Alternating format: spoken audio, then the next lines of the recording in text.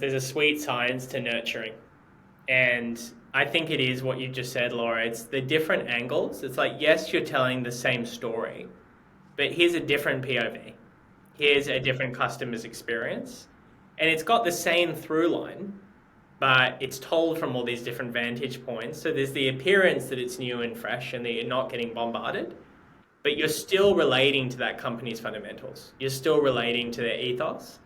And I think there's an art to that, because I'd say like even very proficient sales teams, like I'll name one, Rippling is like the sales team at the moment. Like everyone's talking about them, and I think they're great. I think part of what they've done really well is just this scale is immense. Like they are just in your face and everywhere. Like they have nailed the right frequency so that they are a name in your mind when you think HR SaaS. But one thing I marked them down for actually is I don't think they vary up their story enough. And they got all the customer love, but they are just hitting me with the same kind of, hey, we've got like 2,000 stores or whatever, or companies rather, using the platform.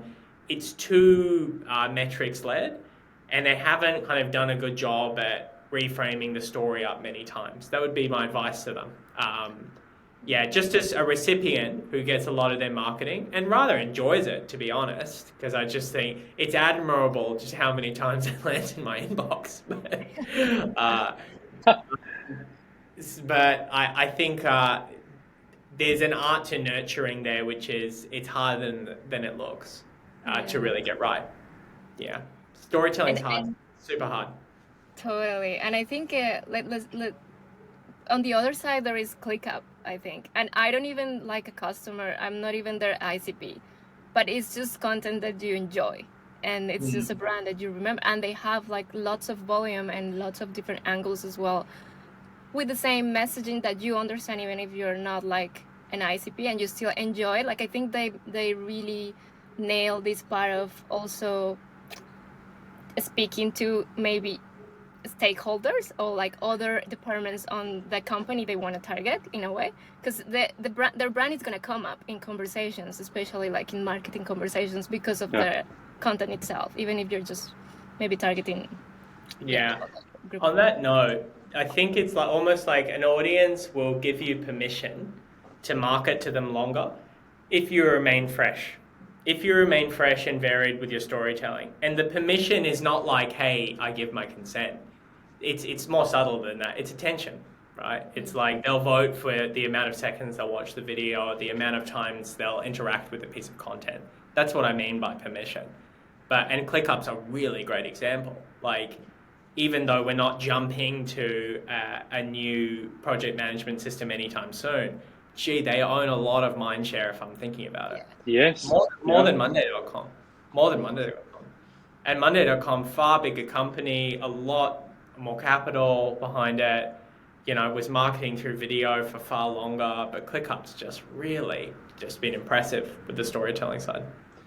They've really found a way to kind of like incentivize themselves with the digital word of mouth, because I don't necessarily use their service, but if anyone needs a service, I'll be like, you guys gotta check ClickUp, because like you said, Michael, they're taking up some mental space. They are there.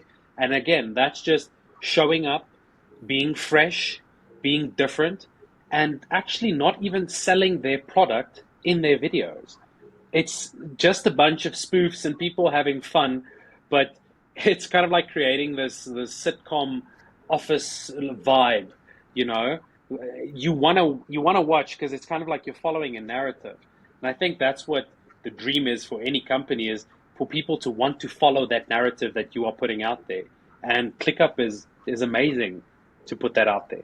Yeah, it's so hard to do that in B2B. I think consumer has a lot more room in that respect, like Duolingo being like a great example on Yeah. TikTok. Yeah.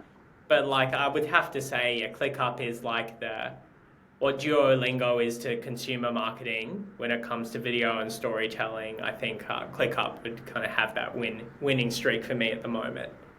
Really, really varied. It's tough. It's really hard to be that consistent and even justify the investment at the beginning. I think you've really got to have a believer. I think Laura has written about this before, but I'm fairly certain their CMO was ex-BuzzFeed, so she really had that agenda and that content kind of history, and that was enough to really give the initiative it's just desserts, and it could actually just keep going. Whereas I think a lot of companies, they may put 1 or 2 pieces of content out in that vein that are creative and risky, but don't commit to it, and they're not going to see the ROI that quickly. Unfortunately, content doesn't work like that. Have to be at it for a couple of months and just learn a bit about what your audience wants. And she gave it that time, and now it's just a huge pillar for them. Yeah, they had the last laugh.